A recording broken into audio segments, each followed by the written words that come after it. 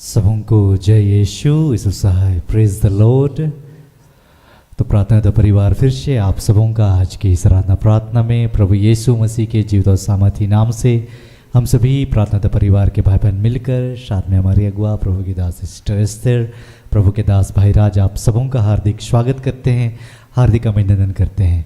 आशा है आप सभी ईश्वर की कृपा से सकुशल होंगे, सुस्वस्थ होंगे और प्रभु के प्रेम में बने हुए होंगे और प्रभु के मार्ग पर उसके आज्ञाओं उसके शिक्षाओं के अनुसार जीवन जी रहे। हम सब जानते हैं कि हम सब चुने हुए लोग हैं, बुलाए गए लोग हैं।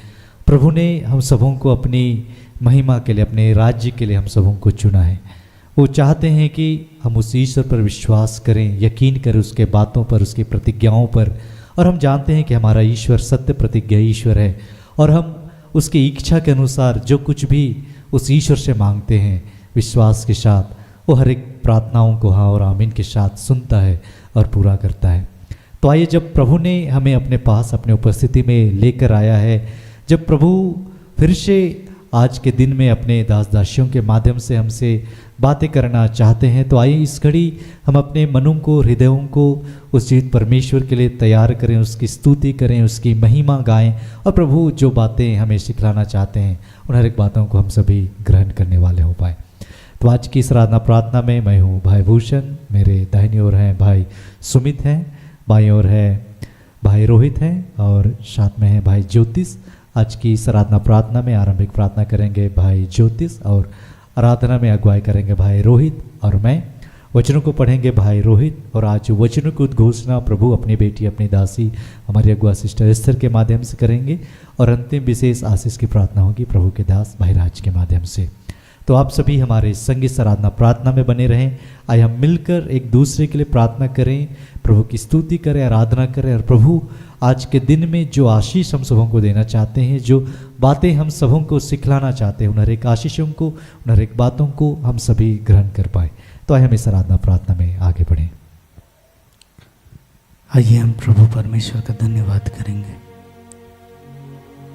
अपने मनों को शांत करेंगे, अपने जीवन को प्रभु को देंगे इस वक्त, क्योंकि वो प्रभु अपने वचनों में कहता है, जहां 2 या 3 मेरे नाम से एकत्र होते हैं मैं वहां उपस्थित होता हूं। प्रभु आपके समीप है, आपकी प्रार्थनाओं को सुन रहा है, आपकी बातों को सुन रहा है, वो आपकी ओर कान लगाया है, क्योंकि वो कहता है अपने वचन में, जिनका मन टूट गया प्रभु ने संभालता है। अपने टूटे मन को परमेश्वर को समर्पित कीजिए। हे पिता, हम तेरे बच्चे तेरे पास आए हैं प्रभु।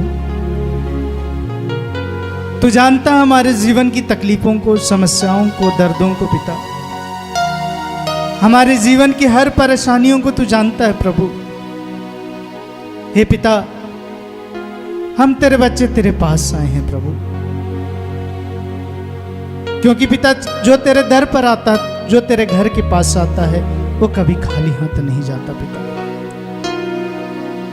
हे पिता, हम जानते हैं यीशु नाम में सामर्थ है, यीशु नाम में बंधन टूटती है, यीशु नाम में पिता परमेश्वर शांति मिलती है प्रभु। हे पिता परमेश्वर, इस वक्त हम तेरे बच्चे तेरे नाम की स्तुति करने के लिए उपस्थित है प्रभु। और हम जानते हैं जब जब तुझको पुकारते हैं तो पिता परमेश्वर स्वर्ग छोड़कर हमारे जीवन में, हमारे परिवार में, हमारे दुखों में आता है प्रभु।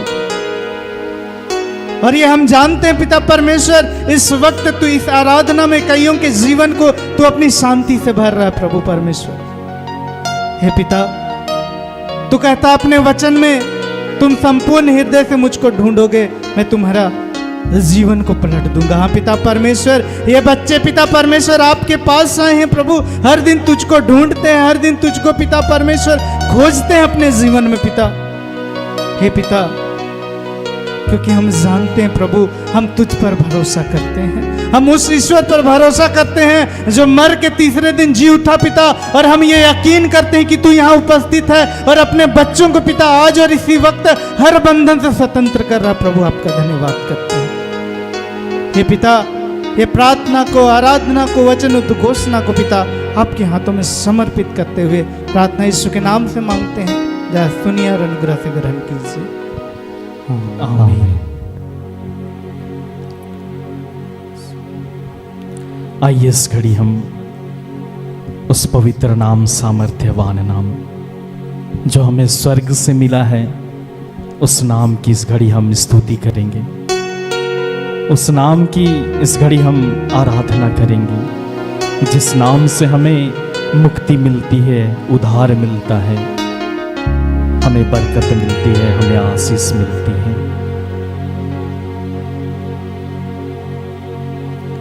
सब नामों से ऊंचा है यीशु नाम, सब नामों से ऊंचा है यीशु नाम।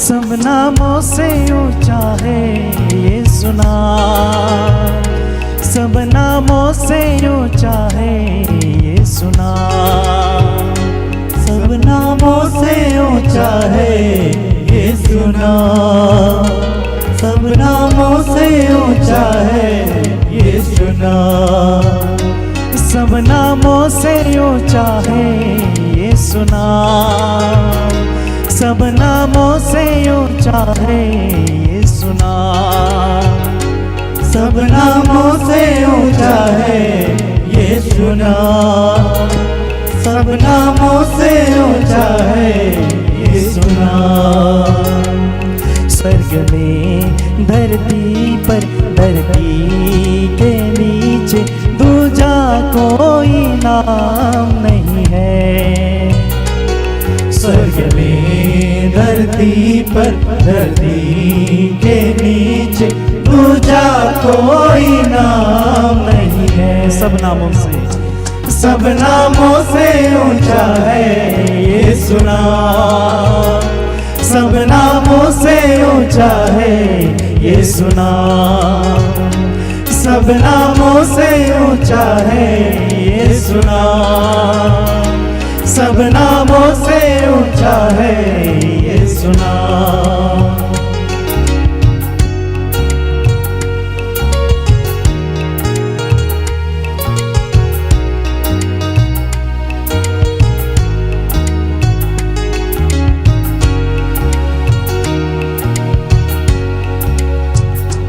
हमको ताकत देता है यीशु नाम, हमको हिम्मत देता है यीशु नाम, हमको ताकत देता है यीशु नाम, हमको हिम्मत देता है यीशु नाम, हमको ताकत देता है यीशु नाम, हमको हिम्मत देता है यीशु नाम, हमको ताकत देता है यीशु नाम, हमको हिम्मत देता है यीशु नाम। स्वर्ग में धरती पर, धरती के नीचे दूजा कोई नाम नहीं है। स्वर्ग में धरती पर, धरती के नीचे दूजा कोई नाम नहीं है।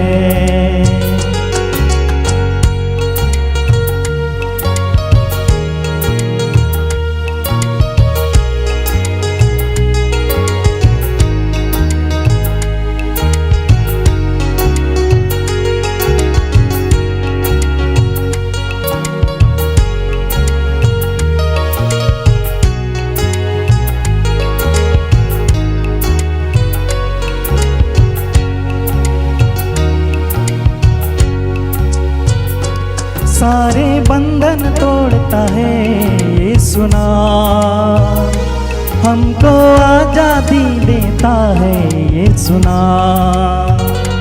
सारे बंधन तोड़ता है यीशु नाम, हमको आजादी देता है यीशु नाम। सारे बंधन तोड़ता है यीशु नाम, हमको आजादी देता है यीशु नाम। सारे बंधन तोड़ता है यीशु नाम, हमको आजादी देता है यीशु नाम। स्वर्ग में धरती पर, धरती के नीचे दूजा कोई नाम नहीं है। स्वर्ग में धरती पर, धरती के नीचे दूजा कोई नाम नहीं है।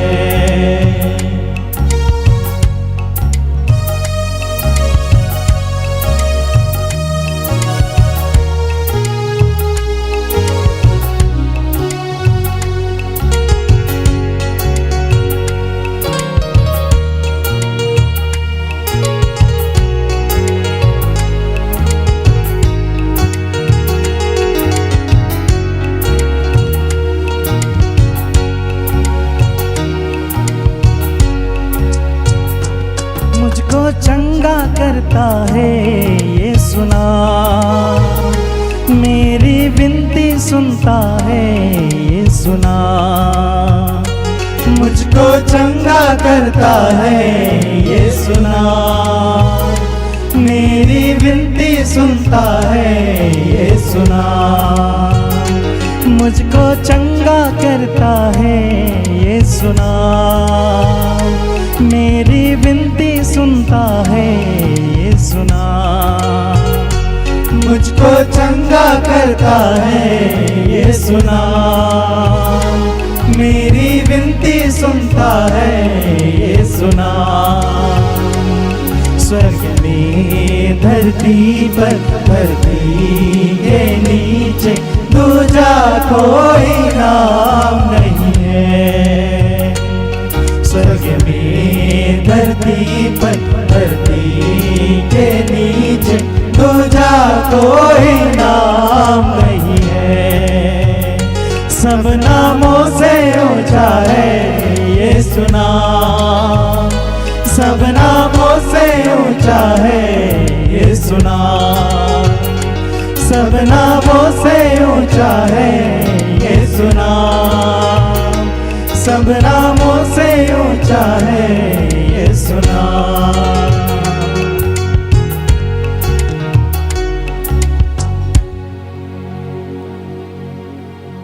सचमुच में यीशु नाम सबसे ऊंचा नाम है। वो यीशु नाम जो हमें दिया गया है, इस संसार को दिया गया है। इस संसार में, स्वर्ग में, पृथ्वी पे जिस नाम से हम जीवन को पाते हैं, जिस नाम से हम मुक्ति को पाते हैं, जिस नाम से हमारी प्रार्थनाएं, हमारी पुकार सुनी जाती है, तो आए फिर से हम बड़े विश्वास के साथ उस ईश्वर को पुकारें। अपने हृदय के हर एक बातों को उस नाम के द्वारा, यीशु नाम के द्वारा हम रखें। हम मांगे पिता से।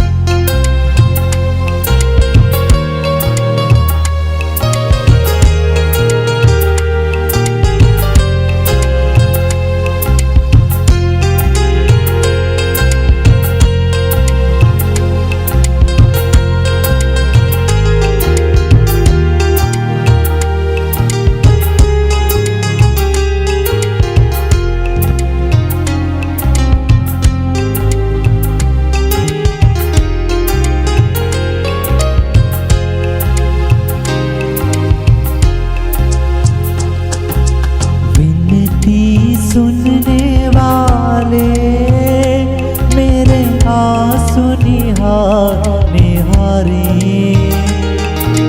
चंगाई देने वाले, स्तुति हो यीशु राजा, स्तुति हो यीशु राजा। विनती सुनने वाले, मेरे आंसू निहारे, चंगाई देने वाले, स्तुति हो यीशु राजा, स्तुति हो यीशु राजा। विनती सुनने वाले,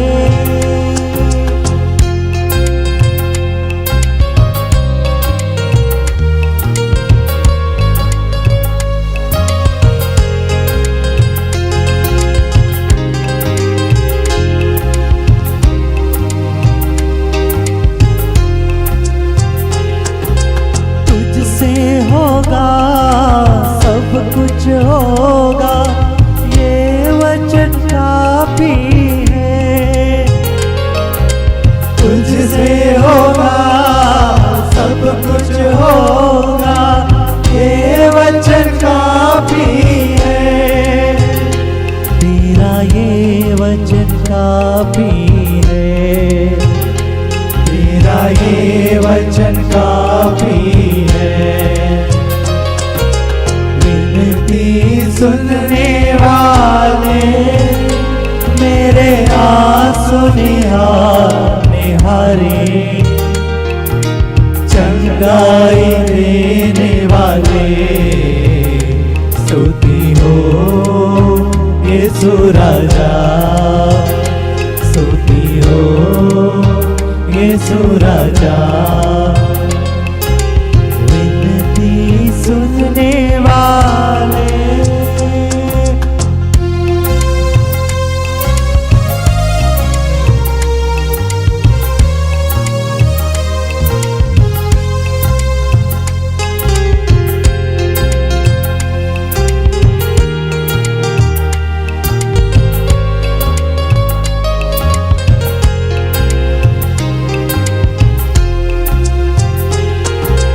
करुणानिधि तारनहारे, चमत्कार करने हारे।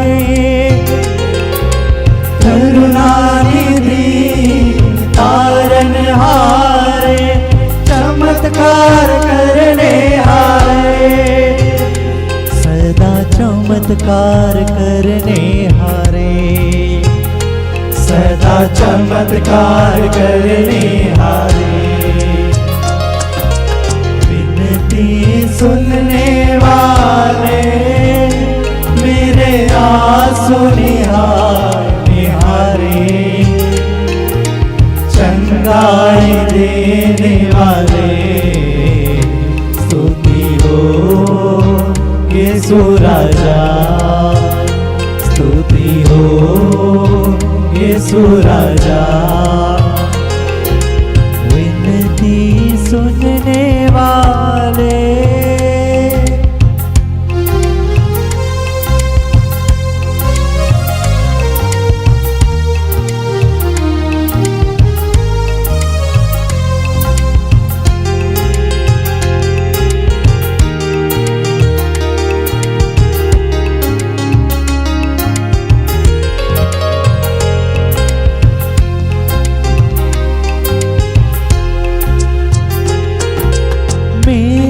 मर्जी चंगे हो जा, ये बोल कर दिया शिफा। मेरी मर्जी चंगे हो जा, ये बोल कर दिया शिफा। प्रभु ये बोल कर दिया शिफा, प्रभु ये बोल कर दिया शिफा। यीशु ये बोल कर दिया शिफा, यीशु ये बोल कर दिया शिफा। विनती सुनने वाला,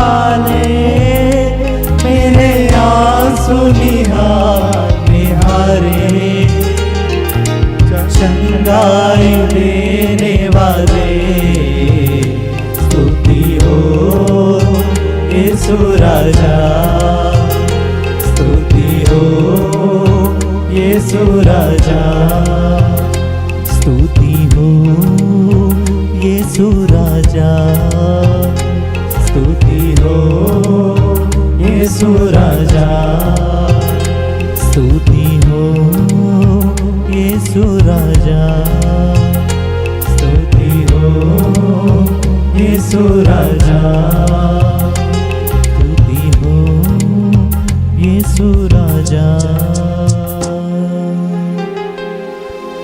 धन्यवाद पिता, तेरी स्तुति हो प्रभु, तेरी आराधना हो, तेरी महिमा, तेरी प्रशंसा प्रभु, तुझे धन्यवाद।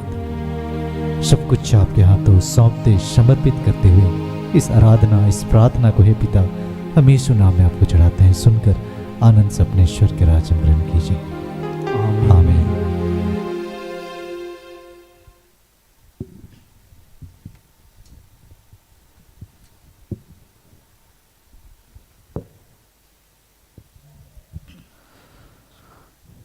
आज के लिए यहाँ का ठहराया गया वचन 2 वचन हैं जिसे प्रभु ने अपनी प्रिय बेटी हमारी अगुआ सिस्टर एस्थर के माध्यम से दिए हैं, जिन वचनों के माध्यम से आज प्रभु हमसे बातचीत करने जा रहे हैं। पहला वचन है स्तोत्र ग्रंथ भजन संहिता अध्याय 112 वचन संख्या 5। वह तरस खाकर उधार देता और ईमानदारी से अपना कारोबार करता है।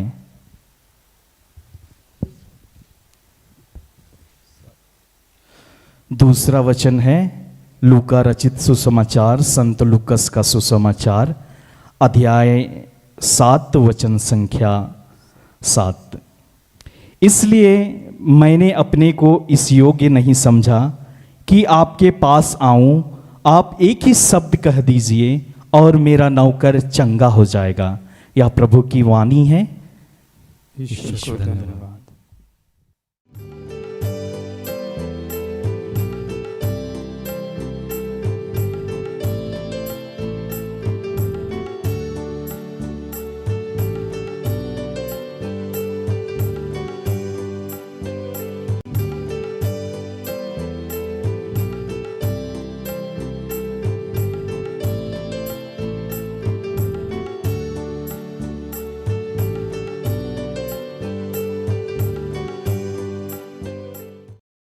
प्रार्थना योद्धा परिवार की ओर से प्रेज द लॉर्ड।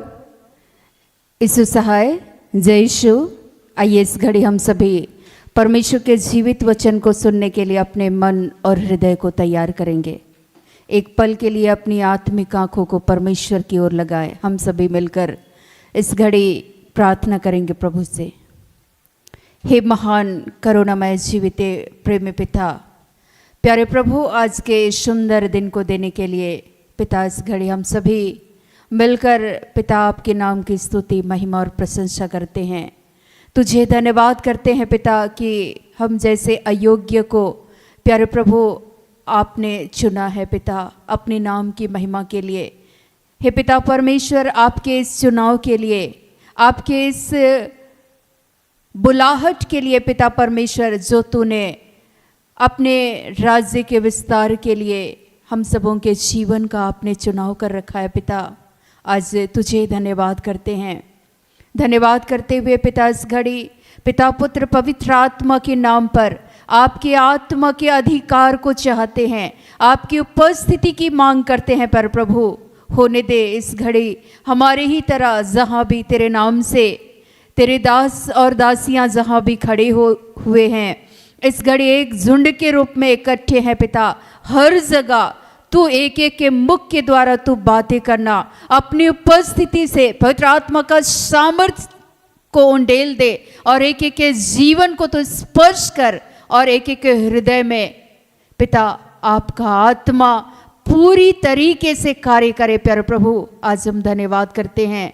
और इस घड़ी जब भी पिता आपके जीवित वचन पर हम सभी मनन चिंतन करने वाले हैं, पवित्र आत्मा की अगुवाई में जिन बातों को आप सिखाना चाहते हैं, तो आज के दिन में हम सबों को सिखा समझा पिता। जो ईश्वर का वचन हम सबों को दिया गया है, पहला वचन है भजन संहिता, जिसको स्तोत्र ग्रंथ भी बोलते हैं। भजन संहिता 112 पद संख्या 5। जो पुरुष अनुग्रह करता और उधार देता है उसका कल्याण होता है, वह न्याय में अपने मुकदमे को जीतेगा।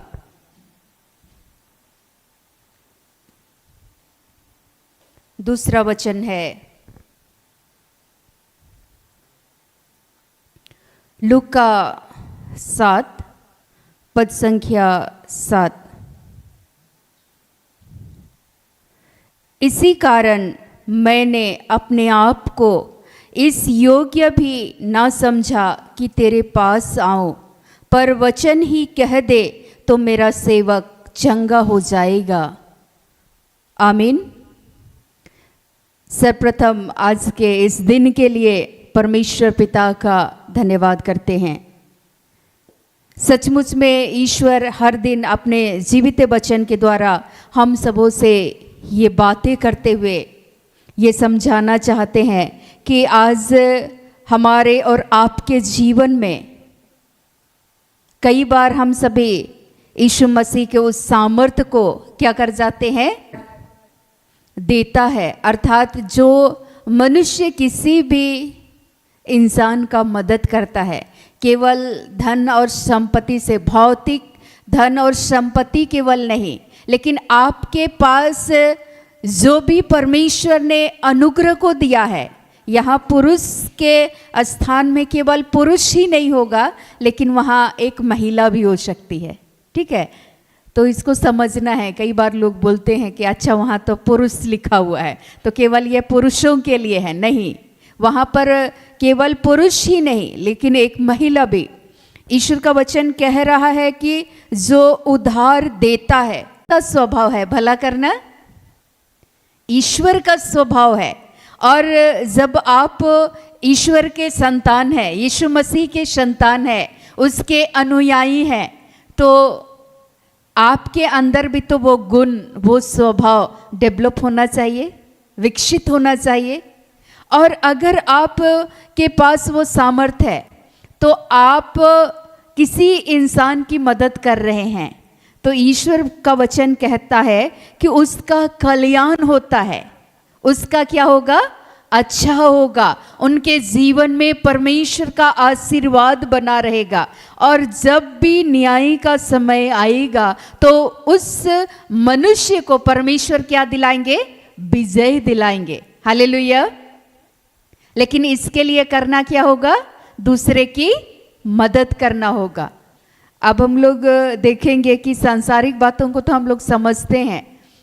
अगर आपके पास धन है और कोई कंगाल व्यक्ति आपसे मदद मांग रहा है तो आप उस कंगाल को अगर आप दे रहे हैं तो इसमें सही में वो व्यक्ति कंगाल है, सही में वो व्यक्ति ज़रूरतमंद है।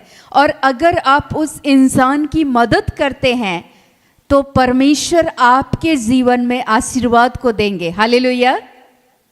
लेकिन हम लोग इस बातों को आज कई बार क्या करते हैं, अरे छोड़िए, ये हमारा काम थोड़ी है, ये किसी और का है, दूसरे का है, ऐसा नहीं समझना है। और इसके लिए हमारे जीवन में सर्वप्रथम इस बातों को देखना है। अभी मुझे एक गवाही याद आई जो मैं आप सबों के सामने में साझा करना चाहूँगी। इस योग्य नहीं हूँ लेकिन प्रभु की अनुग्रह है, प्रभु की कृपाएं हैं। मैं नहीं जानती थी ये सारी बातों को, लेकिन बचपन से ही मेरी एक दुआ थी, एक प्रार्थना थी ईश्वर से। मैं नहीं जानती थी निस्वार्थ का भाव क्या है, लेकिन मैं ईश्वर से हमेशा से ये प्रार्थना करते रही कि प्रभु जब भी मैं कोई कार्य को करूं तो निस्वार्थ भाव से करूं। हालेलुया। उसके पीछे मैं कोई लाभ को प्राप्त करना मैं नहीं चाहती, बाकी आपकी अनुग्रह हमेशा हमारे जीवन में बना रहे। परमेश्वर से ये दुआ थी। और एक बार एक महिला आई और उसने मुझसे ज़्यादा रकम नहीं मांगा, रकम मांगा 10 रुपये। हालेलुया। लेकिन बोले कि मेरे पास मुझे 10 रुपया की आवश्यकता है, मुझे कुछ सामान खरीदना है और मेरे पास बिल्कुल भी पैसे नहीं हैं, तो क्या तुम मेरी मदद करोगी? और मैं उसकी ओर मैं देखी और मैंने कहा कि ज़रूर, संभव तो मैं ज़रूर करूँगी, क्योंकि मुझे भी पता नहीं था कि मेरे पास पैसा है या नहीं है। लेकिन चूँकि कॉइन जब मिलता था बचपन में मिठाई खाने के लिए, तो उस कॉइन को मैं मिठाई ना खा करके, चॉकलेट टॉफ़ी ना खरीद करके मैं उस कॉइन को जमा करती थी। तो मैं सोची कि आज जो चुका होता है जिसमें डालते थे, सिक्का डालने के लिए एक पोर्ट होता है, तो मैं यही सोची कि मैं इसको फोड़ूंगी और इससे जो सिक्का होगा मैं 10 रुपये काउंट करके इस महिला को मैं दूंगी। मैंने कहा कि थोड़ा इंतज़ार कीजिए, मैं आ रही हूँ। और मैं यही सोची कि मैं आज उसको तोड़ूंगी। तो जहाँ मैंने उसको रखा था वहाँ मैंने देखा कि 5-5 रुपये के 2 नोट वहाँ नीचे पे रखा हुआ था, मैं यही रखी थी। तो मुझे शौक़ था नया नया नोट को रखने का। आज भी मेरे पर्स में 10 रुपया, 1 रुपया, 50 रुपया मैं रखे रहती हूँ, मुझे अच्छा लगता है। तो उस समय भी मैं रखती थी। और जब वो महिला आई तो मैं खुशी खुशी, चूँकि मेरे पास था देने के लिए, मैं तो उसको बोली, देखी नहीं थी कि पैसा है कि नहीं है, लेकिन मन में यही चल रहा था कोई उपाय नहीं है तो पक्का मैं आज इसको तोड़ दूंगी। लेकिन जब जा कर के मैंने देखा तो 5-5 रुपये के जो नोट के पैसे थे मैंने उसको निकाला और मैंने खुशी खुशी उस महिला को दे दिया। फिर वही महिला, उसका काम हो गया, कुछ दिनों के बाद उसने मुझे वो 10 रुपया वापस कर दिया। फिर कुछ दिनों के बाद वो महिला पुनः पैसा लेने के लिए आई और उस दिन मांगी 5 रुपया, तो मैंने 5 रुपया दे दिया। लेकिन जब पैसा वापस करने के लिए आई तो उसके पास उन्होंने सिक्का ले करके मेरे पास पहुंची और उसने कहा कि बेटा 50 पैसा कम है, रख लो। मैंने कहा कि अरे रहने दीजिए, कोई ज़रूरत नहीं है, अगर आप नहीं भी दीजिएगा तो कोई बात नहीं है। तो उसने कहा कि नहीं नहीं, मैं दोबारा भी जब ज़रूरत होगा तो मैं आऊँगी, तो इसके लिए मैं आज अपना रास्ता बंद नहीं करना चाहती, तो तुम रख लो। तो मैंने रख लिया 4.5 रुपया, 50 पैसा रह गया। मैं आपको बताऊँ, कुछ सालों के बाद उस महिला को वो बातें याद थी और उसने एक दिन 50 पैसे का सिक्का लेकर 5-6 साल के बाद, जब हम बड़े हो गए, वो बचपन की बातें थी, जब हम बड़े हो गए तो वो महिला फिर से 50 पैसे के उस सिक्के को लेकर वो मेरे घर आई और उसने कहा कि बेटा रख लो। मैंने कहा किस चीज़ का, मैं तो भूल ही गई थी। तो उसने कहा कि एक बार मैं पैसा मांगी थी 5 रुपया, तो मैंने 4.5 रुपया आपको वापस कर दिया था, उसमें 50 पैसे बाकी जो थी मैंने उस रकम को मैं वापस करना चाहती हूँ। मैं परमेश्वर को धन्यवाद दिया और उसको भी कि इतनी छोटी छोटी बातों में ये ईमानदार है और इस ईमानदारी का फल परमेश्वर अवश्य इनके जीवन में परमेश्वर इनको देंगे। और सचमुच में प्रभु की अनुग्रह उसके जीवन में बनी रही।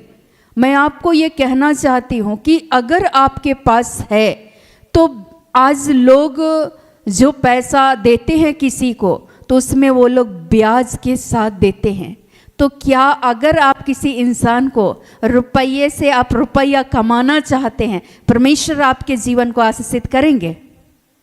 नहीं, सही में वो ज़रूरतमंद है और वो आपसे मांग रहे मदद और आप उसको क्या पे दे रहे हैं? ब्याज पे। क्या परमेश्वर आपके जीवन को आशीषित करेंगे? कई बार धन दे करके भी तो प्रभु आपको चेक करते हैं, क्या आप उस धन का मिसयूज तो नहीं कर रहे हैं? आप उससे और धन बढ़ाना तो नहीं चाह रहे हैं? ऐसा कृपया करके किसी भी गरीब के साथ आप ऐसा ना करें। लेकिन अगर आपके पास वो सामर्थ्य है, परमेश्वर का वचन नीति वचन 11 पद संख्या 25 में लिखता है, उदार प्राणी हष्ट पुष्ट हो जाता है और जो दूसरों की खेती सींचता है उसकी भी सींची जाएगी। अगर आप किसी भी व्यक्ति का उदारता के साथ क्या करते हैं, मदद करते हैं, तो ईश्वर बोल रहे हैं आप सामने वाले व्यक्ति के जीवन को तो आपके माध्यम से परमेश्वर सींच ही रहा है, उनकी ज़रूरतों को पूर्ण कर ही रहे हैं, लेकिन परमेश्वर आपके जीवन की सारी आवश्यकताओं को भी तो प्रभु पूरा करेंगे ना, करेंगे या नहीं। मेरे साथ कितनी बार ऐसी स्थिति आई जब मेरे पास 50 ही रुपये रहे और किसी ने मुझसे मदद के लिए मांगा 50 रुपया, और रहते हुए मैं ना नहीं बोल सकती। नहीं रहता तो मैं ना बोल देती, लेकिन अगर है तो मैं ना कैसे बोल सकती। सही में वो व्यक्ति ज़रूरतमंद है।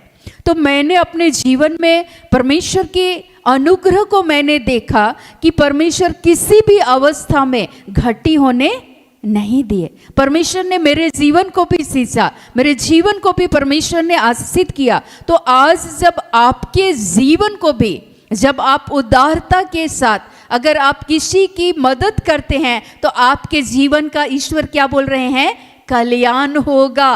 और अगर आप किसी भी न्याय या मुकदमे में अगर आप पढ़ते हैं तो वहां परमेश्वर आपको क्या करेंगे, विजय दिलाएंगे। हालेलुया। जिन लोगों ने मुझसे ताना देते हुए कहा कि एक एक रुपये के लिए तुम तरसोगी और कटोरी लेकर भीख मांगना पड़ेगा, उन्हीं लोगों के सामने में परमेश्वर इतना नहीं था। लेकिन मेरी हमेशा से ये दुआ थी कि परमेश्वर जैसे आपके पुत्र यीशु मसीह पर ईश्वर की अनुग्रह है, उसके सामर्थ को जितने भी लोगों ने पहचाना, जैसे आज सूबेदार के जीवन को हम लोग देखते हैं जो लूका 7:7 में लिखा हुआ है कि सूबेदार चूंकि वो जानते थे कि यीशु मसीह में क्या है, सामर्थ्य है, उससे शक्ति निकलती है, उसने पहचाना, उस पर विश्वास किया और उनका एक अटूट विश्वास था, मैं इस योग्य नहीं हूं कि आप मेरे छत तले आए, मेरे जीवन में आए, किंतु आप यहीं से क्या कह दीजिए, एक शब्द कह दीजिए, वचन ही कह दीजिए और मेरा जो नौकर है, जो बीमार है, वो क्या हो जाएगा, चंगा हो जाएगा। एक शब्द के द्वारा यीशु मसीह से वो शक्ति निकलती थी। एक एक शब्द शक्तिशाली शब्द था। लेकिन आज हम लोग उस यीशु मसीह के उस ईश्वरीय सामर्थ्य को कई बार हम लोग पहचानते नहीं हैं, और वही परमेश्वर आपके जीवन में उस अनुग्रह को दे रखे हैं कि आप उदारता के साथ दूसरे की क्या कर सके, मदद कर सके। क्या परमेश्वर ने नहीं दिया? मैं ये सोच रही थी, परमेश्वर ने जब बुलाया सब छोड़ करके, क्योंकि अचानक उनका आदेश था कि घर से निकलो, और मैं कभी नहीं सोची थी कि मैं दोबारा घर वापस नहीं लौटूंगी। और सप्ताह 2 सप्ताह तक मैं बाहर रही जहां उसने रहने के लिए कहा था, और वहीं आराधना प्रार्थना स्टार्ट हो गया। वहीं से सेवकाई आरंभ हुआ, उस छोटे से कमरे से। और सिर्फ तब भी मैं पहने हुए कपड़े में केवल गई, क्योंकि 1.5 किलोमीटर का अंतर है।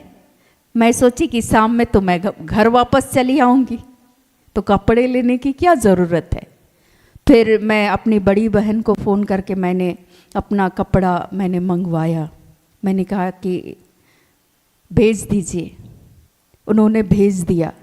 पर मैं कभी नहीं सोची कि मैं लौट करके दोबारा नहीं जाऊंगी, क्योंकि परमेश्वर का एक एक वचन शक्तिशाली है, और उसका आदेश था, उस परमेश्वर का यह आदेश था पुत्र आत्मा की अगुवाई में कि जिस दान और वरदान को मैंने दे रखा है, इसको दूसरे के कल्याण के लिए, दूसरे के भलाई के लिए क्या करना है, इस्तेमाल करना है। मैं सोची कि मेरे पास कुछ भी नहीं है, केवल विश्वास है। उसका ये कहना था, उनका ये आदेश था कि तुम किसी भी इंसान के लिए विश्वास के साथ जब तुम प्रार्थना करोगे तो वे रोगी यीशु के नाम से क्या हो जाएंगे? चंगे हो जाएंगे। यीशु के एक शब्द के द्वारा वे रोगी चंगे हो जाएंगे, वे स्वास्थ्य लाभ को प्राप्त करेंगे, वे परमेश्वर की महिमा करेंगे। और मैं सोची कि इस कमरे के अंदर में कोई नहीं जानता है, हालेलुया। लेकिन उस बंद कमरे में आज जब मैं याद कर रही थी, ये सिर्फ और सिर्फ प्रभु का अनुग्रह है। ये हमारे किसी पुण्य कर्म का फल नहीं है, लेकिन ये परमेश्वर की अनुग्रह है। उसका एक एक शब्द शक्तिशाली है, प्रभावशाली है। उस वचन के सामर्थ्य को, उस यीशु के सामर्थ्य को आज हमें पहचानने की जरूरत है। जैसे उस सूबेदार ने पहचाना, उस यीशु मसीह पर उसने विश्वास किया कि मैं इस योग्य नहीं हूं कि आप मेरे छत तले आए। वो तो लकवा का रोगी हो गया, लेकिन आप यहीं से कह दीजिए यीशु, कह दीजिए एक शब्द और मेरा नौकर क्या हो जाएगा? चंगा हो जाएगा। मैंने देखा, मैं किसी को कुछ नहीं बोल रही थी कि परमेश्वर ने मुझे इस कार्य के लिए बुलाया। मैं आपको बताऊं, कहां से ना जाने, पता नहीं कौन बताया, ईश्वर ही लोगों को प्रेरित किए। गाड़ी के गाड़ी लोग उस स्थान पे पहुंचने लगे और सुबह से 4 बजते ही खड़े रहते थे। नहीं मालूम किसने बताया, लेकिन परमेश्वर का आत्मा निरंतर कार्य कर रहा था। वो कार्य फैलता गया, बढ़ता गया और आज परमेश्वर के अनुग्रह के द्वारा इस स्थान तक परमेश्वर ने पहुंचाया। इसमें हमारी कोई योग्यता नहीं है, लेकिन इतने सालों के सफर में परमेश्वर ने एक ही बात सिखाया कि तू क्या कर? विश्वास कर। जिस तरीके से इस सूबेदार ने यीशु मसीह पर विश्वास किया और उसका जो नौकर था वो क्या हो गया? चंगा हो गया, उसके एक शब्द कहने के द्वारा। जब आप उदारता के साथ, आपके पास प्रार्थना का अभिषेक है, आपके पास परमेश्वर ने विश्वास के दान को दे रखा है, अगर आप आग्रह के साथ, विश्वास के साथ आप प्रार्थना करेंगे, क्या रोगी नहीं चंगे होंगे? आपके जीवन, आपके परिवार की समस्याएं समाप्त नहीं होंगी, यीशु के नाम से समाप्त हो जाएंगी। एक शब्द यीशु बोलेंगे, एक वचन को बोलेंगे और वे रोगी, आपके परिवार की जो बंधनें हैं वे बंधनें टूट जाएंगी। हालेलुया। लेकिन हम लोग इसको क्या करते हैं? अरे ये तो बाइबल में लिखा हुआ है ना, वर्षों पहले। ये जीवित वचन है, जीवन है, इससे शक्ति निकलती है। जिस दिन आप पहचानेंगे, मुझे आज पुनः पवित्र आत्मा याद दिला रहे थे, भजन संहिता 107, स्तोत्र 107, भजन संहिता 107, पद संख्या 20। यहां परमेश्वर का वचन ऐसा लिखा हुआ है, वह अपने वचन के द्वारा उनको चंगा करता और जिस गड्ढे में वे पड़े हैं उससे निकालता है। क्या कह रहा है परमेश्वर का वचन? वह अपने वचन के द्वारा उनको चंगा करता और जिस गड्ढे में वे पड़े हैं उससे क्या करता है? निकालता है। अपने वचन को भेजकर आप जिस गड्ढे में है, पाप की उस दलदल में है, आप यीशु पर विश्वास करेंगे, आप उद्धार प्राप्त करेंगे, आपका परिवार उद्धार प्राप्त करेगा। हालेलुया। आज मैंने यीशु मसीह पर विश्वास किया, ईश्वर के वचन पर मैंने विश्वास किया, तो मेरे जीवन का परमेश्वर ने कल्याण किया और इसके द्वारा ईश्वर अपनी महिमा को भी ले रहे हैं। हालेलुया। और आप सबों के जीवन में वही परमेश्वर का आत्मा अपने वचन की शक्ति को भेजकर आप जिस गड्ढे में पड़े हुए थे, उस पाप की दलदल में, उस गड्ढे में से परमेश्वर ने अपने वचन की शक्ति को भेजकर आपको चंगा किया। किसी ने वचन को सुनने के लिए जब परमेश्वर के दर पे आए, और जो भी वहां पर हमारे कार्यकर्ता भाई बहने जो भी उपस्थित रहे, उन्होंने जब परमेश्वर के वचन को सुनाया तो उन्हें लगा कि जा हम तो पहले कभी सुने ही नहीं थे ऐसा। और उसी दिन से उनके जीवन में चमत्कार हो गया। हालेलुया। उस दिन से वो प्रभुमय हो गए। क्यों? क्योंकि उसने उस वचन पर ईश्वरीय सामर्थ को उस दिन उन्होंने पहचाना, उस पर विश्वास किया और उन्हें आत्मिक चंगाई परमेश्वर ने उसी दिन दे दिया। उनका जो जीवन पहले मरा हुआ था उसमें जान आ गया। जिस तरीके से वो रोगी था, बीमार था, वो यीशु के एक शब्द कहने के द्वारा, सूबेदार के आग्रह के द्वारा, रिक्वेस्ट करने के द्वारा यीशु मसीह एक शब्द बोलते हैं, अपने वचन को बोलते हैं और वो नौकर क्या हो जाता है? चंगा हो जाता है। उनके विश्वास को देखकर प्रभु यीशु मसीह खुश हो जाते हैं। आज जब हमारा विश्वास विचलित होता है तो क्या यीशु को अच्छा लगता होगा? उसने उस दान को दे दिया है हमारे जीवन में, लेकिन उसका हम इस्तेमाल नहीं कर रहे हैं। उदारता के साथ हम दूसरे के कल्याण के लिए उसका उपयोग नहीं कर रहे हैं। लेकिन आज मैं परमेश्वर को धन्यवाद देना चाहूँगी कि हमारे जितने भी भाई बहनें हैं वे बड़े उदारता के साथ वे आराधना प्रार्थना करते हैं। हालेलुया।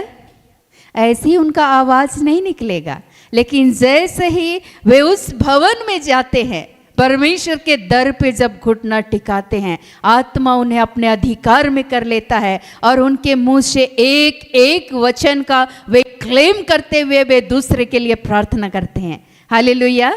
आप उदार व्यक्ति हैं। आपको ईश्वर जब न्यायी होगा उस समय ईश्वर आपके जीवन में उस विपरीत परिस्थिति में परमेश्वर आपको विजय दिलाएंगे ही दिलाएंगे। इसका प्रतिफल आपको मिलेगा ही मिलेगा। जैसे सूबेदार का जो विश्वास था उसके द्वारा उसका जो सहयोगी कर्मचारी था वो नौकर क्या हो जाता है? चंगा हो जाता है। मुझे इस वचन जो भजन संहिता 107 पद संख्या 20 के वचन को जब मैं पढ़ी तो मुझे याद आया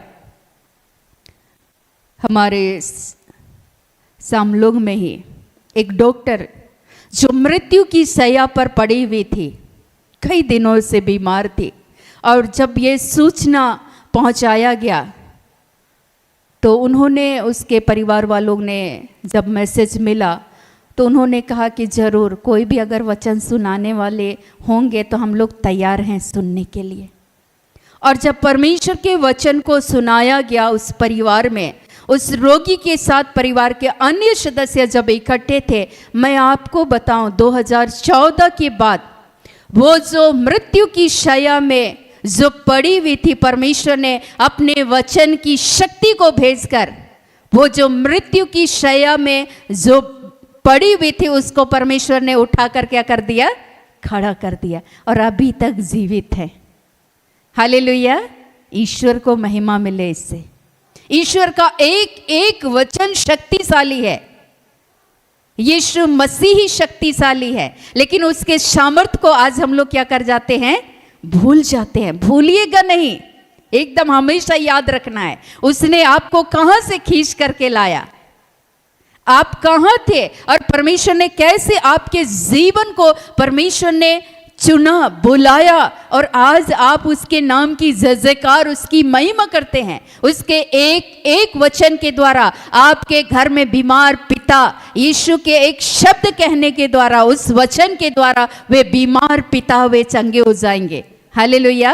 जब आप विश्वास के साथ उस सूबेदार की नाई आप यीशु मसीह पर विश्वास करते हुए उससे जब दुआ करेंगे, वो रोगी, आपके परिवार के जो व्यक्ति जो रोगी हैं, जिस खाट पे वे पड़े हुए उसके बिछौने को परमेश्वर उलट कर क्या कर देंगे?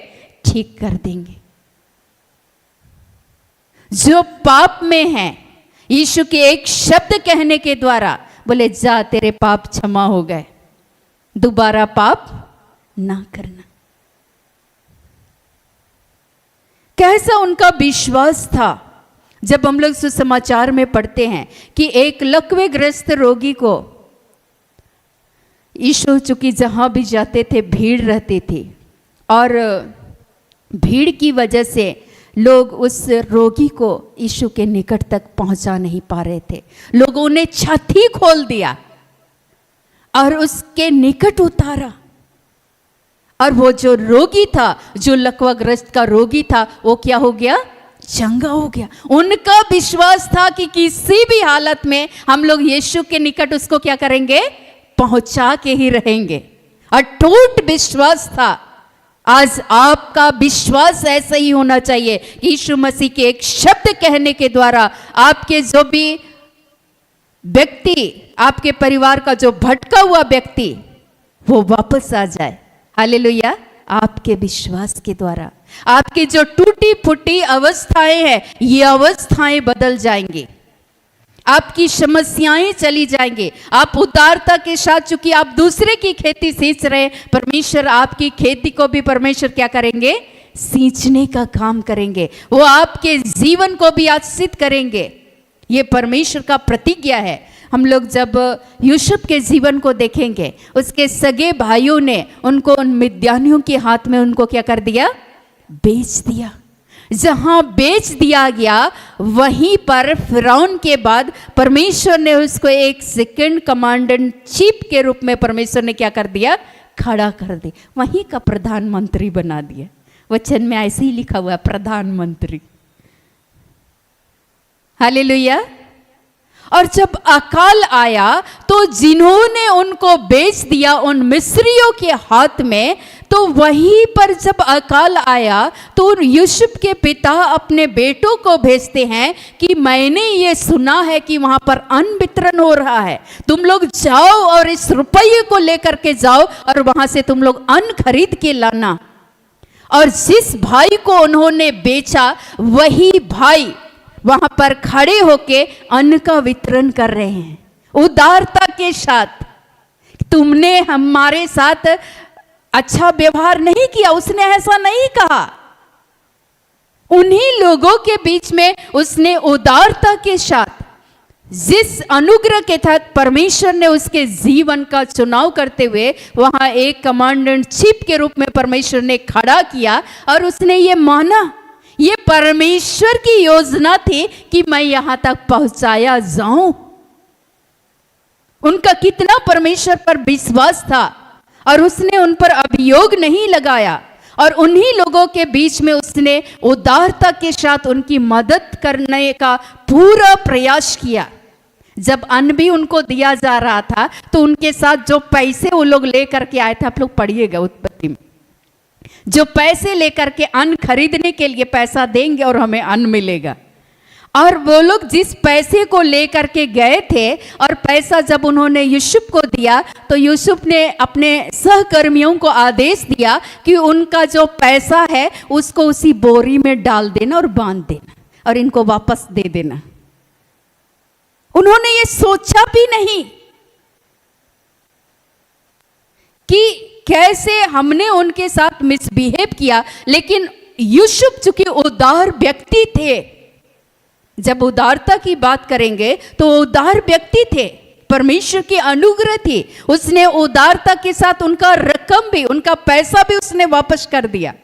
अन्न तो दिए ही दिए और साथ में क्या कर दिए? पैसा भी वापस कर दिए, मुफ्त में दे दिए। क्या परमेश्वर ने यूसुफ के जीवन को आशीषित नहीं किया? किया ना।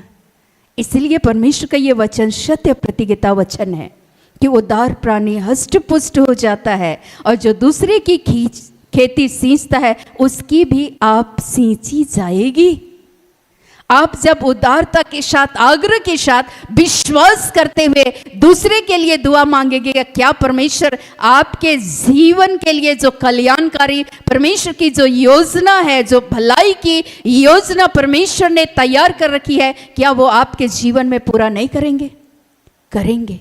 यूसुफ के जीवन पे परमेश्वर का आशीर्वाद था। आज हमारे और आपके जीवन में भी जब उदारता के साथ आप भलाई के कार्य को करेंगे, तो जैसे सूबेदार उदार व्यक्ति थे, नहीं तो उसको लगता कि अरे मेरा नौकर है ना, मेरा सहयोगी कर्मचारी है, वो बीमार पड़े क्या फर्क पड़ता है। स्वार्थी रहते तो ऐसा ही करते ना। लेकिन वो स्वार्थी नहीं थे। उनके अंदर में वो उदारता का वो गुण था, इसलिए उसने अपने उस सहकर्मी के लिए, उस नौकर के लिए उसने यीशु मसीह से ये आग्रह करने का ये प्रयास किया, आग्रह किया।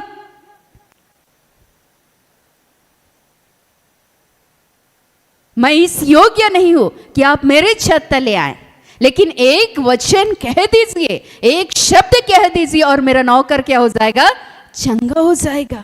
एक शब्द के द्वारा आज के दिन में आपकी सारी असफलताएं सफलता में बदल जाएंगी। आप उसके सामर्थ्य को पहचाने, उस पर विश्वास करें। आप निर्बल हैं, उस निर्बलता को दूर करते हुए परमेश्वर के सामर्थ्य को आप अनुभव करेंगे। आप विचलित हैं, आप चिंतित हैं, आपकी चिंताओं को यीशु अपने ऊपर उठा लेंगे। हालेलुया। लेकिन इसके लिए आपको उदारता के साथ क्या करना होगा? कार्य करना होगा। तब आपके जीवन में यदि समस्याएं भी आएंगी तो वहां परमेश्वर आपको क्या करेंगे? विजय दिलाएंगे। दाऊद को भी जब उसके पिता, उनके भाई लोग सिपाही थे, तो वहाँ उनके पिता, दाऊद के पिताजी दाऊद को भेज दिए कि जाओ अपने भाइयों के लिए थोड़ा सा पनीर, थोड़ा सा रोटी लेकर के क्या करना? चले जाना और उनका हाल चाल जान लेना और हमको सूचना देना। दाऊद के पिता यिशै दाऊद को भेज दिए। उनके भाई लोग सोचे पक्का इसके मन में स्वार्थ है, इसीलिए यहाँ आया है। वे लोग भूल गए वहां वो उदारता के साथ उसको जो कार्य, उसको जो जिम्मेदारी सौंपी गई थी, उसको पूर्ण ईमानदारी के साथ वो निभाने का प्रयास कर रहे थे और उसने निभाया। और अंत में परमेश्वर का आशीर्वाद, परमेश्वर का जो कल्याणकारी जो योजना था वो दाऊद के जीवन में पूरा हुआ। दाऊद विपत्तियों में फंसे, लेकिन परमेश्वर वहां भी उस मुकदमे में दाऊद के जीवन को परमेश्वर ने विजय दिलाया, उनको हारने नहीं दिए। अब वो ईश्वर आज इस भजनकार के लेखक दाऊद ही हैं। वो आज आपसे और हम सबों से, आप सबों से और हम सबों से ये कहना चाहते हैं कि उसके वचन को, उसके सामर्थ को, उस यीशु, उस परमेश्वर के सामर्थ को आप माने, विश्वास करें उस पर कि उसका वचन शक्तिशाली है। यीशु मसीह शक्तिशाली है। जो आकाश और पृथ्वी का करता है उसका सामर्थ आज भी कम नहीं है। वो आज भी आपको अपने पवित्र पंखों तले छुपा कर रखने वाला परमेश्वर है। वो आज भी आपको विजय दिलाने वाला परमेश्वर है। हालेलुया। वो दिलाते जाएंगे। जब भी आप जोखिम में फंसेंगे, दाऊद जब जोखिम में फंसे, शत्रुओं से चारों ओर घिरे गए, एक तरफ फिलिस्ती की सेना गोलियत जहां ललकार रहे थे, वहां उस युद्ध में परमेश्वर ने उसे विजय दिलाए ना। वो ईश्वर आज आपको भी, हम सबों को भी परमेश्वर विजय दिलाएंगे। वचन समझ में आया?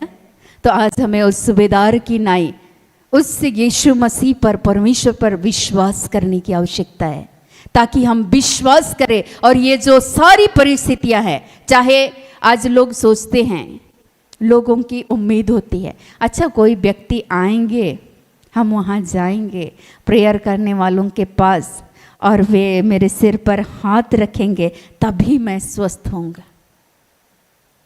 अरे आप नए नहीं हो, वचन पर आप विश्वास करें। होते हैं, नहीं होते हैं ऐसी बात नहीं है, होते हैं यीशु के नाम से लोग चंगे, लेकिन इसके बावजूद भी जब आज आप जान रहे कि उसका वचन शक्तिशाली है, हम भी तो उस वचन का क्लेम करते हुए ही दूसरे के लिए प्रार्थना कर रहे हैं, तो आप क्यों नहीं कर सकते हैं? कर सकते हैं ना। लेकिन लोग सोचते हैं हाथ रखेंगे तभी मैं स्वस्थ होऊंगा, अन्यथा मैं नहीं होऊंगा, तो वो व्यक्ति फिर स्वस्थ नहीं होगा।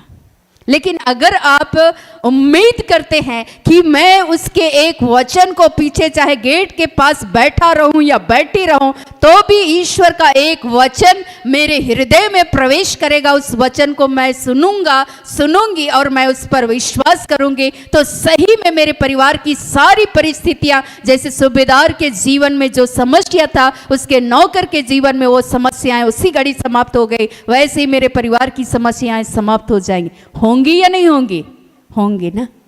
उसके एक वचन को जब आप स्वीकार करेंगे, आज उस यीशु मसीह पर, उसके वचन पर, उसके सामर्थ्य पर आज विश्वास करने की ज़रूरत है। हमारा विश्वास जहाँ कहीं भी कमज़ोर हो रहा है, परमेश्वर पिता आज विश्वास को बढ़ाए। उस सूबेदार की विश्वास की नाई, उनके विश्वास को देखकर यीशु मसीह खुश हो गए, और खुश होते हुए क्या बोले? लुक्का में यहाँ लिखता है परमेश्वर का वचन,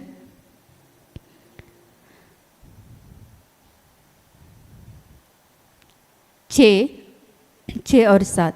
यीशु उनके साथ गया, पर जब वह घर से दूर ना था तो सूबेदार ने उसके पास कई मित्रों के द्वारा कहला भेजा, हे प्रभु, दुख न उठा, क्योंकि मैं इस योग्य नहीं कि तू मेरे छत तले आए। इसी कारण मैंने अपने आप को इस योग्य भी न समझा कि तेरे पास आऊं, पर वचन ही कह दे तो मेरा सेवक चंगा हो जाएगा। जब आप मत्ती के सुसमाचार में पढ़ेंगे, वहाँ लिखता है परमेश्वर का वचन, मत्ती 8 पद संख्या 6, यहाँ लिखता है, हे प्रभु, मेरा सेवक घर में लकवा रोग से बहुत दुखी पड़ा है। उसने उससे कहा, मैं आकर उसे चंगा करूंगा। यीशु मसीह क्या बोल रहे हैं? मैं आकर उसे क्या करूंगा? चंगा करूंगा। स्वयं यीशु मसीह आपके जीवन में अपने वचन, अपने शक्ति, अपने सामर्थ्य को दिखाना चाहते हैं। आप स्वीकार तो करें, उस पर विश्वास तो करें। आज जब आप उस सूबेदार की नहीं विश्वास करेंगे, निश्चय आपके जीवन में यीशु मसीह के नाम से वो चंगाई बहेगी, वो सामर्थ्य बहेगा, आपकी समस्याएं क्या होंगी? समाप्त हो जाएंगी। तो आइए आज के हर एक वचनों से प्रभु यीशु मसीह हम सबों को बहुत आयत की आशीष, अनुग्रह और कृपा प्रदान करे। आमीन।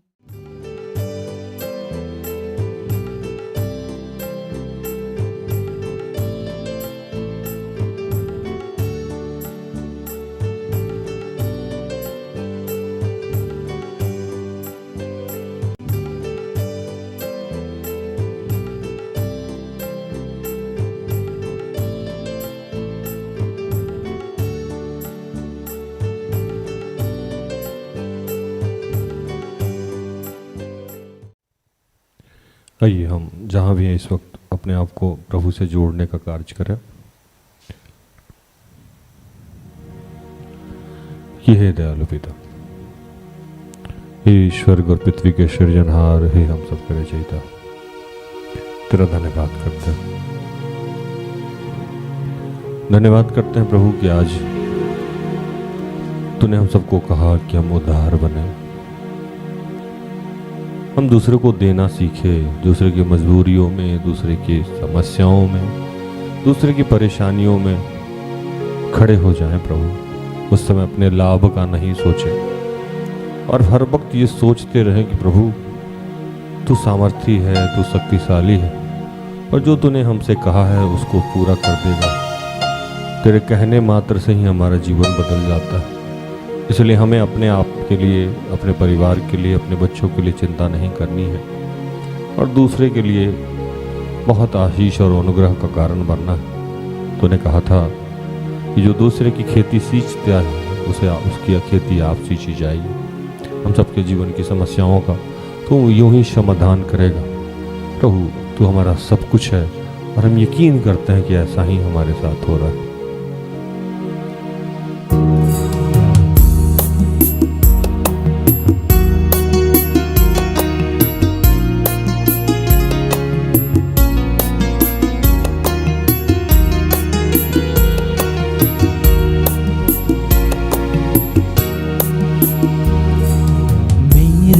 मसीहा मेरे खुदा, तू मेरा सब कुछ है। मेरे मसीहा मेरे खुदा, तू मेरा मेरा सब कुछ है। जब मैं आता हूँ तेरे पास, मुझे देता है तू साथ। जब मैं आता हूँ तेरे पास, मुझे देता है तू साथ। मेरे मसीहा मेरे खुदा, तू मेरा सब कुछ है। मेरे मसीहा मेरे खुदा, तू मेरा सब कुछ है। कि हे प्रभु, जितने लोग निसंतान हैं मैं उनके लिए प्रार्थना करता हूँ। किशोरी जो पारिवारिक समस्या से जूझ रहे हैं, मगदली, नीलिमा, बेरोनिका, जो इस वक्त बेरोजगार हैं, पढ़ाई कर रहे हैं, विशेषकर मैं उन तमाम लोगों बच्चों को जिनका बोर्ड एग्जाम है या किसी प्रकार का एग्जाम है, वो पढ़ाई को और सीरियसली सब ले सके प्रभु। उन्हें अपने प्रज्ञा, अपने बुद्धि, अपने ज्ञान से भरना। प्रकाश, विवेकानंद, सुमीरा, आशीष, संदीप, रंजू, अंकिता, संजू, रजनी, इन सब के लिए मैं प्रार्थना करता हूँ कि प्रभु इन सब की और ऐसे जितने बच्चे हैं प्रभु उन सब की मदद कर रहा है। तूने कहा था कि जिसको बुद्धि की घटी हो वो यहोवा से मांगे, यहोवा बड़ी उदारता से बिना उलाहना का सबको देता है। हे पिता, मैं प्रार्थना करता हूँ इस वक्त जितने लोग बीमार हैं, राम प्रवेश, निशा, जशिंता, आनंद, अंजू, आनंद, कैंटू, मैक्सिमा, सुमीरा, संजू, आनंद के लिए पिता, जो लोग पवित्र आत्मा के लिए भूखे और प्यासे हैं मैं उनके लिए प्रार्थना करता हूँ। अनुभोनी, वेनेदिक, ग्लोरिया, नीतू, श्लोनी, सोनी, पूनम, नमिता, सुषमा, दीपक, अंशुल, अनामिका, अनवित, अमृता, अमित, सलीमा, सचिन, विराजनी, संजय, एलिजाबेथ, विजय, आभा, प्रभा, अलका, रेखा, अमित, सिलबिशा, सुलेमान, जयश्री, मरिया, कुसुम, रश्मि, संजीता, सुजीता के लिए विश्व में जितने लोग जहां भी है प्रभु मैं उन सब के लिए अभिषेक की मांग करता हूं पिता, कि प्रभु आज हम सबको विश्वास का वरदान दे। जैसे प्रेरितों ने कहा था कि पिता हमारे विश्वास को बढ़ाइए, हम सबके विश्वास को बढ़ाइए। मेरे जीवन का तू है सहारा, यीशु तू ही है हमारा। मेरे जीवन का तू है सहारा, यीशु तू ही है हमारा। मेरे जीवन का तू है सहारा, यीशु तू ही है हमारा। मेरे जीवन का तू है सहारा, यीशु तू ही है हमारा। यीशु तू ही है हमारा, यीशु तू ही है हमारा। मेरे मसीहा मेरे खुदा, तू मेरा सब कुछ है।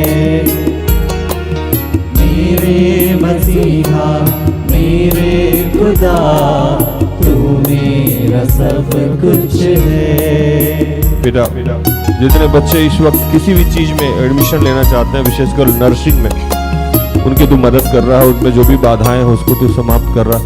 धन्यवाद करते हैं जितने बुजुर्ग हैं, माता हैं, पिता हैं, विधवा हैं, विधुर हैं, अनाथ हैं, छोटे बच्चे हैं, जो लोग गर्भ धारण किए हुए, जो लोग इस पर प्रसव पीड़ा को झेल रहे हैं उनके लिए, जितने पति पत्नी हैं उनके लिए, जो छोटे छोटे बच्चे हैं प्रभु जो अपने माता पिता की कहना नहीं कह सुनते प्रभु उनके लिए, और इस देश के जितने गण्यमान्य लोग हैं उन सब के लिए तो उससे प्रार्थना करते हैं कि उन सबको अपने अभिषेक से भर पिता।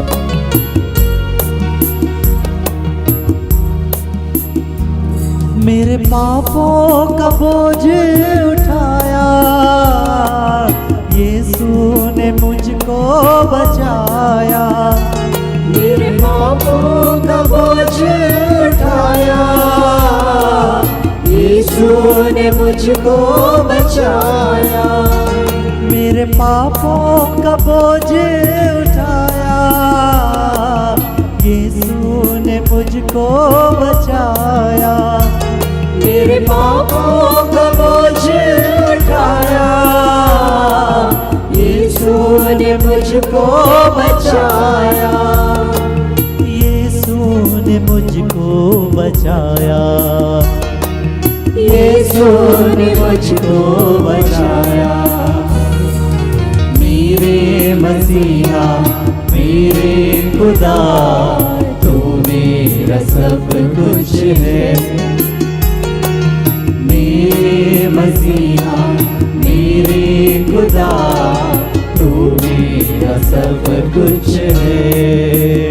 ये पिता, जितने तेरे दास दासी हैं, फादर हैं, पास्टर हैं, पादरी हैं, उन सब के लिए तुझसे प्रार्थना करता हूँ। जितने लोग दान दशवान श्रम के माध्यम से, प्रार्थना के माध्यम से, उपवास के माध्यम से तेरे राज्य के विस्तार में योगदान कर रहे हैं, उनकी सबकी सारी जरूरतों को पूर्ण करना, उन्हें कभी निराश नहीं होने देना। पिता, पूरे विश्व को तेरे हाथों में समर्पित करते हैं और इन तमाम प्रार्थना को प्रभु यीशु के जीवित और पवित्र नाम से मांगते हैं। दया से सुन और स्वर्ग राज में ग्रहण कर, आमीन। तो धन्यवाद, प्रभु आप सबको आशीष दे। आशा करते हैं कि आज की प्रार्थना से, आराधना से, वचनों की उद्घोषणा और अंतिम प्रार्थना से प्रभु ने आप सबको स्पर्श किया होगा। प्रार्थना तो परिवार निरंतर आपका आभारी है कि आप हमारे साथ हैं, हमारा सहयोग करते हैं। आज के लिए इतना ही। कल सुबह 6 बजे और संध्या में हमारी आपकी फिर से मुलाकात हो जाएगी। तब तक के लिए स्वस्थ रहें, सुरक्षित रहें, सरकारी नियमों का पालन करें, प्रभु के आदेश का पालन करें। जैसे मैं रोज कहता हूँ कि हम सब में बहुत सारी दुर्बलताएं हैं, कृपया हमें क्षमा करें और हमारे लिए प्रार्थना करें। प्रार्थना का परिवार, अगर आपके किसी भी काम आए तो कृपया हमें संपर्क करें, हम सब अपने आप को धन्य समझेंगे। प्रभु आपको आशीष दे। जय यीशु, यीशु सहाय। Praise the Lord. Good night, goodbye. सारे दिल